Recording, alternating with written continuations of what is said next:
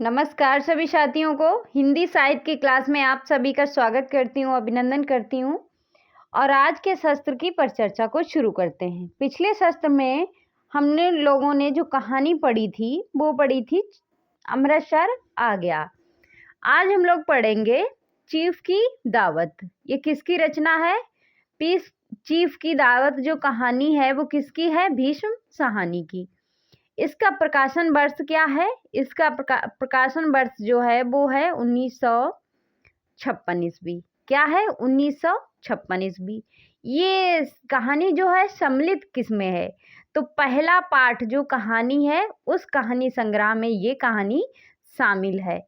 इसमें जो है कुछ खास बातें हैं, वो क्या है कि ये जो कहानी है वो पंजाब के परिवेश से इर्द गिर्द रहती है। उसके बाद ये किस शैली में है? ये कहानी जो है वो व्यंग्यात्मक शैली में है। किस शैली में है? व्यंग्यात्मक शैली में है। उसके बाद इसमें जो पात्र हैं वो कौन कौन से हैं? पात्र जो है, मुख्य पात्र हैं सामनाथ और उसकी पत्नी और उसकी माँ। तो चलिए शुरू करते हैं। इस कहानी में बुजुर्गों की पीड़ा और परिवार के अनेक हंसिए पर धकेलने का दिखाया गया है कि किस तरह से बुजुर्गों को रखा है उसके बेटे ने। चलिए शुरू करते हैं आज के शस्त्र की परिचर्चा को। तो कहानी शुरू होती है कि आज मिस्टर सामनाथ के घर चीफ की दावत थी। किसके घर चीफ की दावत थी? मिस्टर सामनाथ के घर। सामनाथ और उनकी धर्म पत्नी को पसीना पोंछने की फुर्सत ना थी। पत्नी ड्रेसिंग गाउन पहने, उलझे हुए बालों का जूड़ा बनाए, मुंह पर फैली हुई सुर्खी और पाउडर को मले और मिस्टर सामनाथ सिगरेट पर सिगरेट का फूंकते हुए चीजों की बेरिश्त हाथ में थामे एक कमरे से दूसरे कमरे में आ जा रहे थे।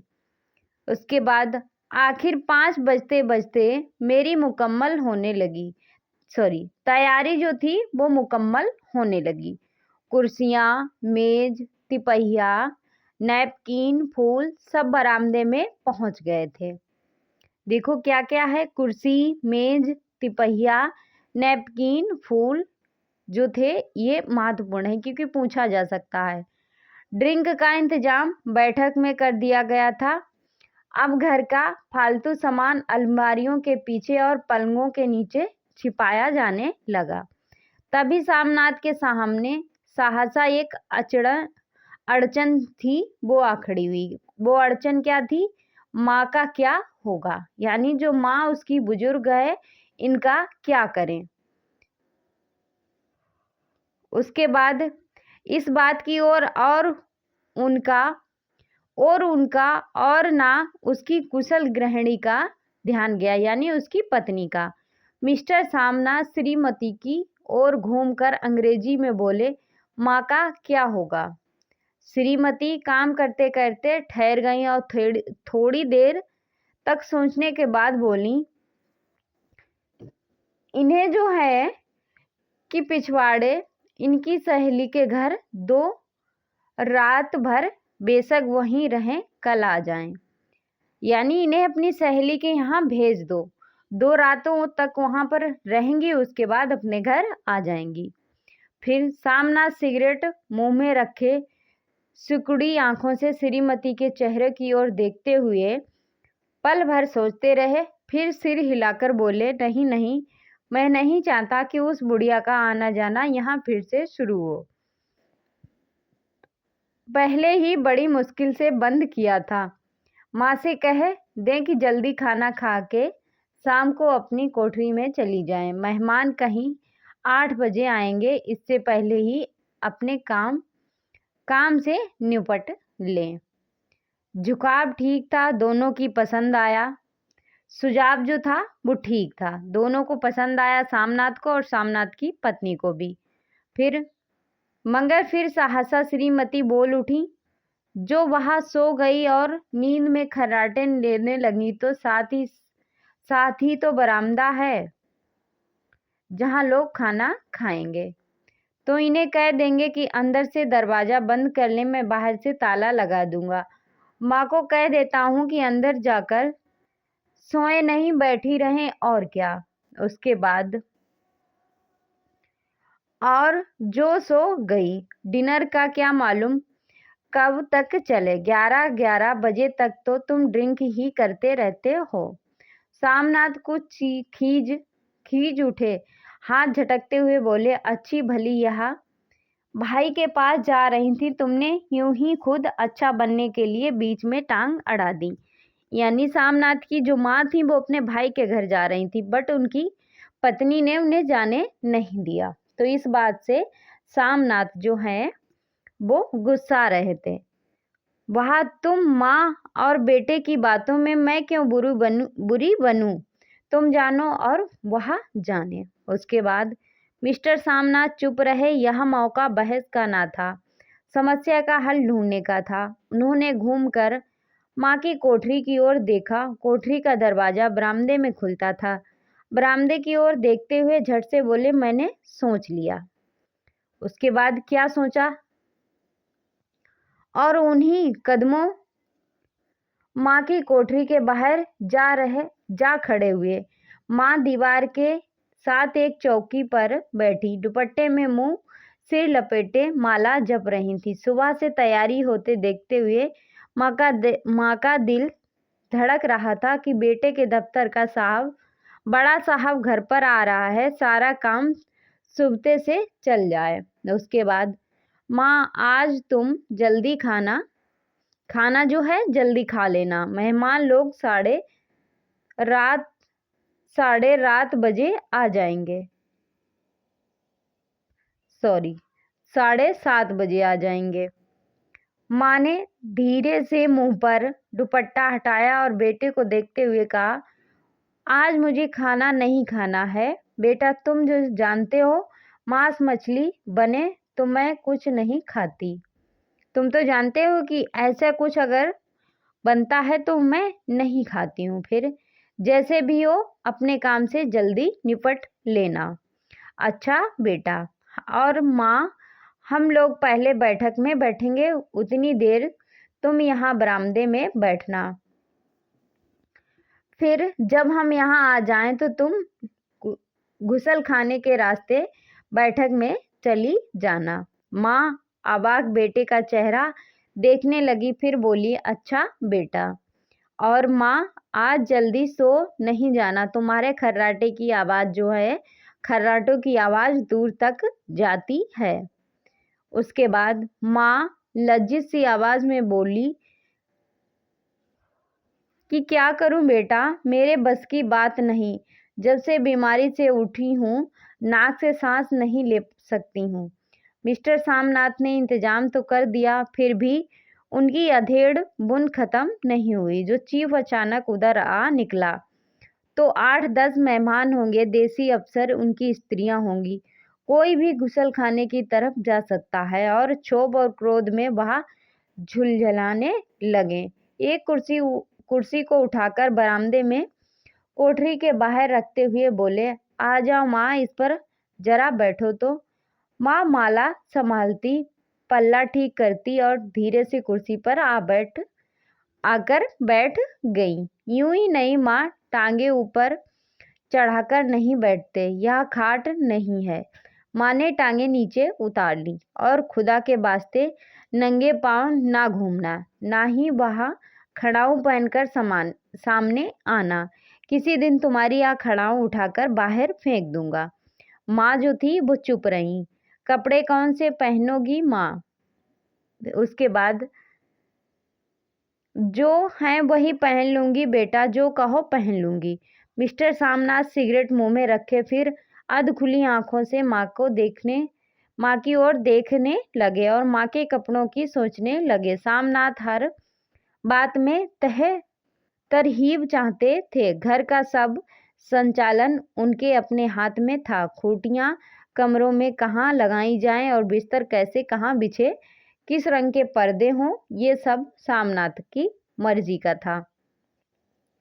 श्रीमती कौन सी साड़ी पहने, मेज किस साइज की हो, सामनाथ को चिंता थी कि अगर चीफ का साक्षात माँ से हो गया, यानी आमना सामना माँ से हो गया, तो कहीं लज्जित ना होना पड़े। माँ को सिर से पांव तक देखते हुए, तुम सफ़ेद कमीज और सफ़ेद सलवार पहन लो। देखो ये क्वेश्चन जो है पूछा गया कि सामनाथ के घर जब चीफ आते हैं तो उसकी माँ क्या पहनती है, सफ़ेद कमीज और सफ़ेद सलवार। माँ पहन के आओ तो जरा देखूं। माँ धीरे से उठी और अपनी कोठरी में कपड़े पहनने चली गई। यहाँ माँ का झमेला ही रहेगा। उन्होंने फिर अंग्रेजी में अपनी स्त्री से, क्या कोई ढंग की बात हो तो भी कोई कहो, अगर कहीं कोई उल्टी सीधी बात हो गई, चीफ को बुरा लगा तो सारा मजा जाता रहेगा। माँ सफ़ेद कमीज और सफ़ेद सलवार कर बाहर निकली। छोटा सा कद सफ़ेद कपड़ों में लिपटा, छोटा सा सूखा हुआ शरीर, धुंधली आंखें, केवल सिर के आधे झड़े हुए बाल पल्ले की ओट में छिप गए थे, पहले से कुछ ही कम कुरूप नजर आ रही थी। चलो ठीक है, कोई चूड़ियाँ वूड़ियाँ हो तो वह भी पहन लो, कोई हर्ज नहीं है। चूड़ियाँ कहाँ से लाऊं बेटा, तुम तो जानते हो सब जेवर तुम्हारी पढ़ाई में बिक गए हैं। उसके बाद यह वाक्य सामनाथ को जो था वो तीर की तरह चुभ गया। तिनक कर बोला, सामनाथ जो था वो तिनक कर बोला कि यह कौन सा राग छेड़ दिया। माँ सीधा कह दो, नहीं है जेवर, बस इससे पढ़ाई बढ़ाई का क्या ताल्लुक है। जो जेवर बिका है तो कुछ बनकर ही आया हूँ, निरा लंडूरा तो नहीं लौट आया। जितना दिया था उससे दुगना ले लेना। मेरी जीभ जल जाए बेटा, तुमसे जेवर लूंगी। मेरे मुंह से यूं ही निकल गया, जो होते तो लाख बार पहनती। उसके बाद 5:30 बज चुके थे। अभी मिस्टर सामनाथ को खुद भी नहा धोकर तैयार होना था। श्रीमती कबू को अपने कमरे में जा चुकी थी। सामनाथ जाते हुए एक बार फिर माँ की हिदायत करते गए, माँ रोज की तरह गुमसुम बन के नहीं बैठी रहना। अगर सब इधर आ निकले तो कोई बात पूछे तो ठीक तरह से जवाब देना। माँ कहती हैं, ना मैं पढ़ी हूँ ना लिखी हूँ बेटा, मैं क्या बात करूँगी। तुम कह देना माँ अनपढ़ है, कुछ जानती समझती नहीं है, वह नहीं पूछेंगे। फिर 7 बजते बजते माँ का दिल धक धक करने लगा। अगर चीफ सामने आ गया तो वह उनसे कुछ पूछा तो वह क्या जवाब देंगी। अंग्रेज को तो दूर से ही देखकर घबरा उठती थी। यह तो अमेरिकी है, ना मालूम क्या पूछेंगे, मैं क्या कहूँगी। माँ का जी चाहा कि चुपचाप पिछवाड़े विधवा सहेली के घर चली जाए, मगर बेटे के हुक्म को कैसे टाल सकती थी कि चुपचाप कुर्सी पर से टांगे लटकाए वहीं बैठी रहीं। उसके बाद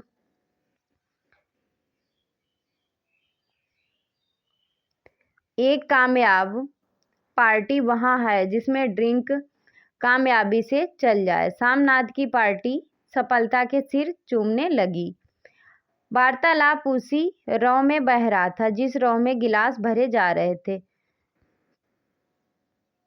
कहीं कोई रुकावट ना थी, कोई अड़चन ना थी। साहब को विस्की पसंद आई थी, मेम साहब को पर्दे पसंद आए। देखो ये पूछा गया सवाल है कि साहब को जो क्या पसंद आया, विस्की, मैम साहब को पर्दे और सोफा कवर का डिजाइन उन्हें पसंद आया।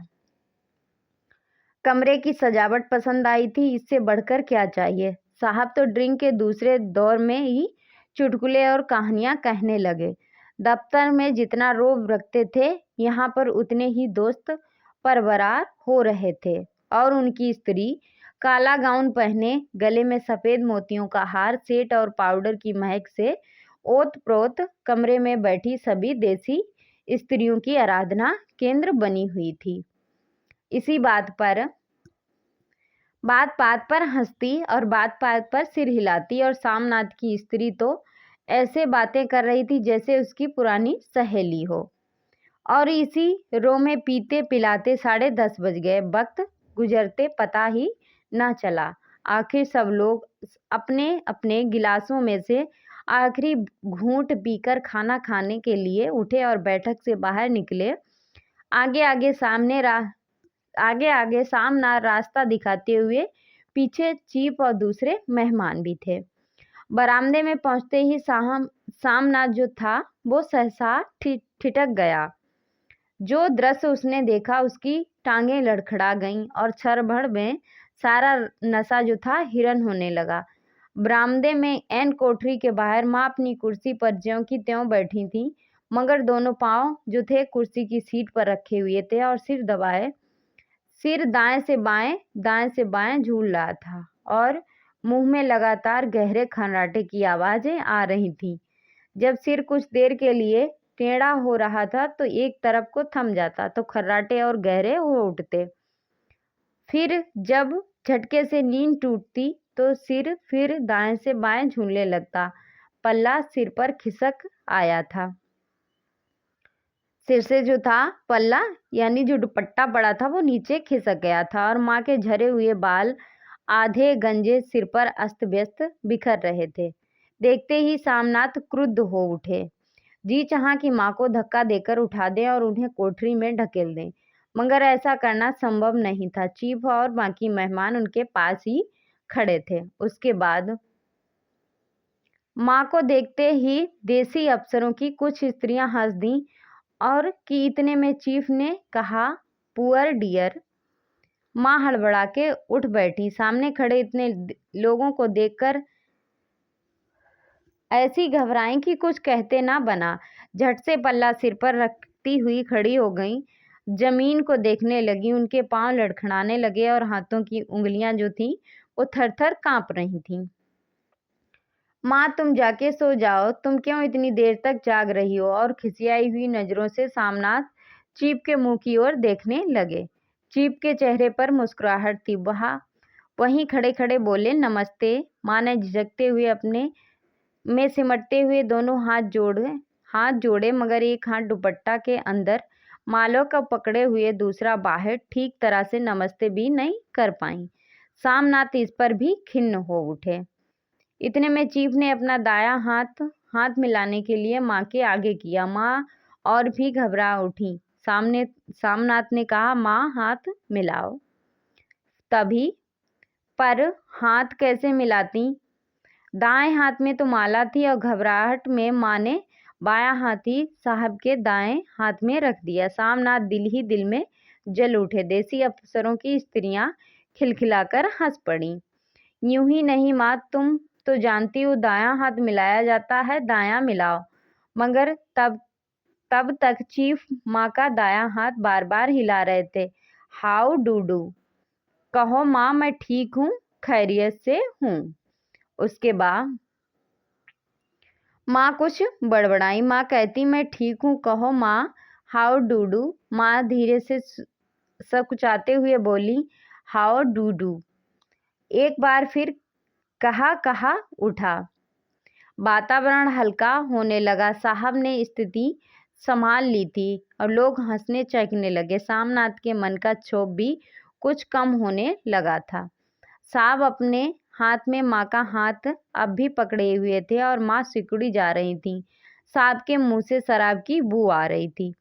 सामनाथ अंग्रेजी में बोले, मेरी माँ गांव की रहने वाली है, उम्र भर गांव में रही है, इसीलिए आपसे लज जाती है। साहब इस बात पर खुश नजर आए। बोले, सच?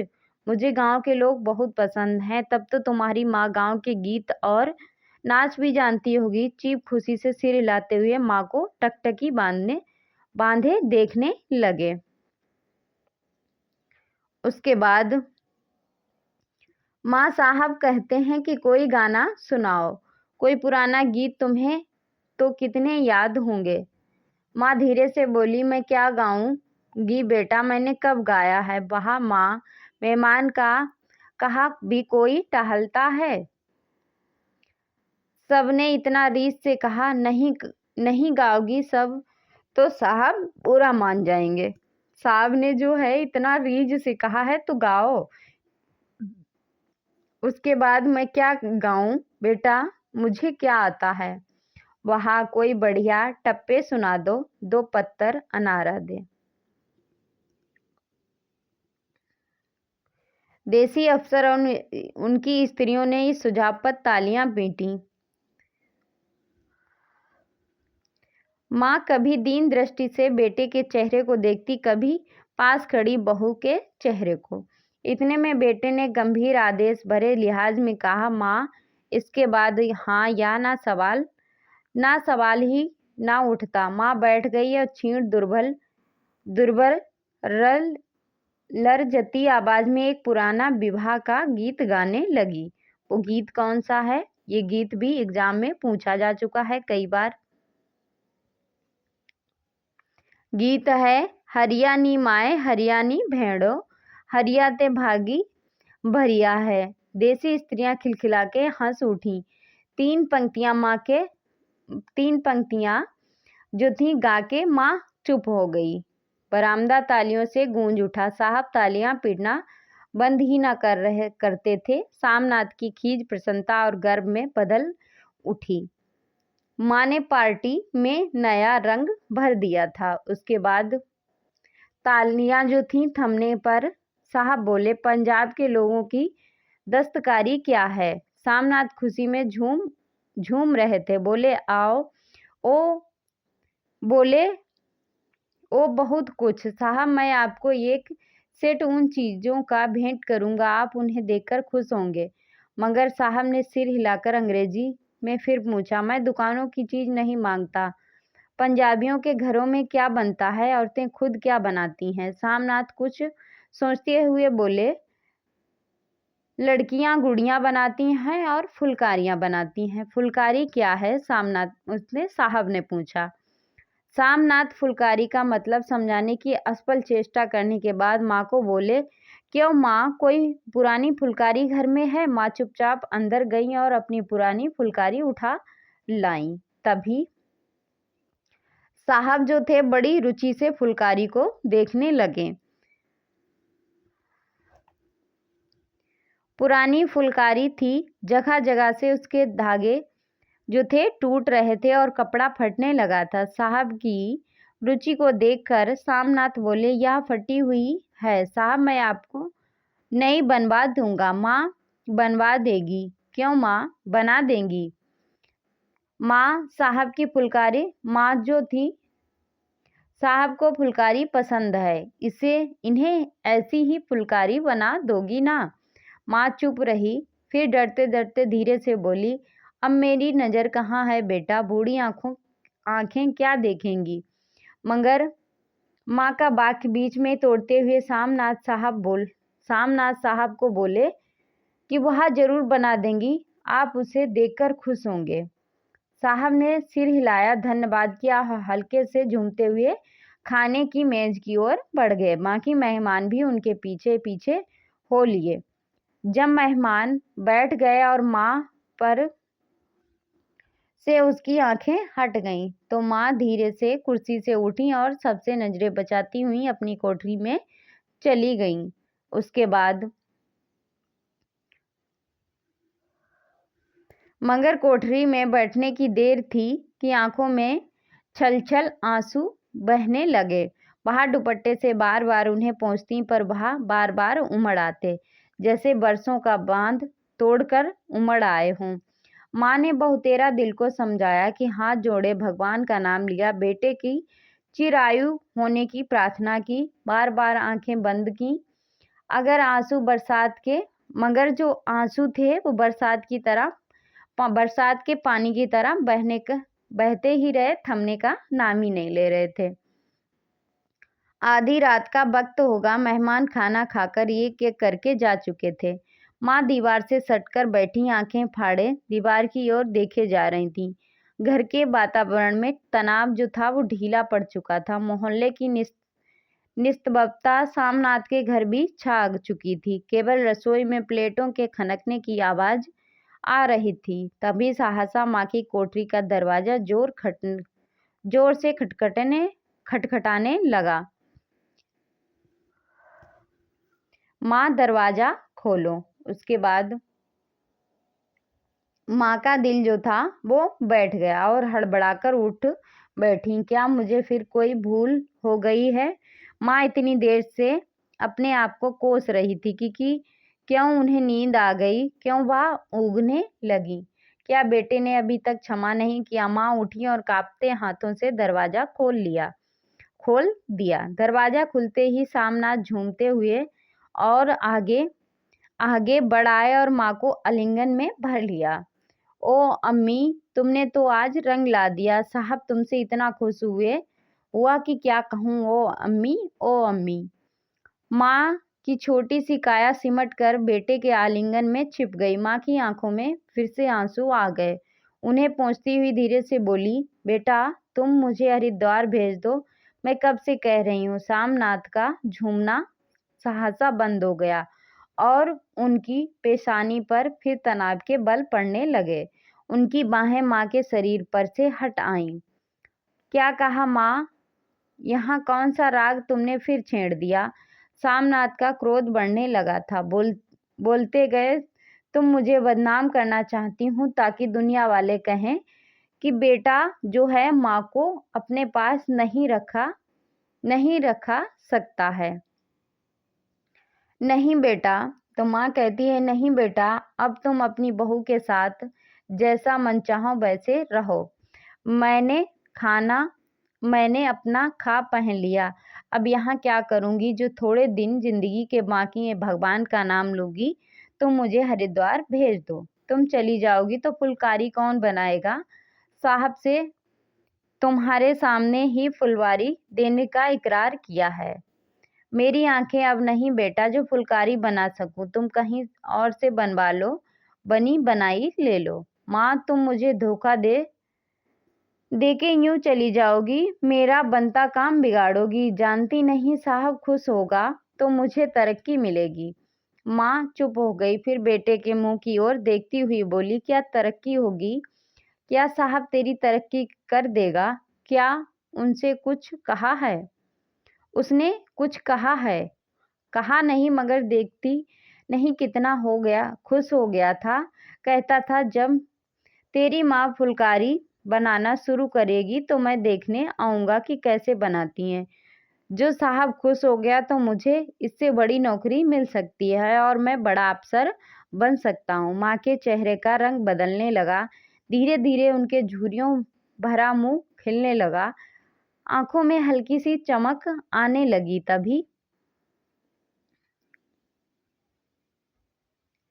तरक्की यूं ही हो जाएगी। साहब को खुश रखूंगा तो कुछ करेगा, वरना उसकी खिदमत करने वाले और थोड़े हैं। मैं बना दूंगी बेटा, जैसा बन पड़ेगा बना दूंगी। उसके बाद माँ दिल ही दिल में फिर बेटे के उज्जवल भविष्य की कामनाएं करने लगी। और मिस्टर सामनाथ अब सो जाओ, माँ कहते हुए तनिक लड़खड़ाते हुए अपने कमरे की ओर घूम गए। ये थी हमारी कहानी चीफ की दावत। तो आज इस सत्र को हम यहीं पे समाप्त करते हैं। अगले सत्र में अगली कहानी। तब तक के लिए जय हिंद।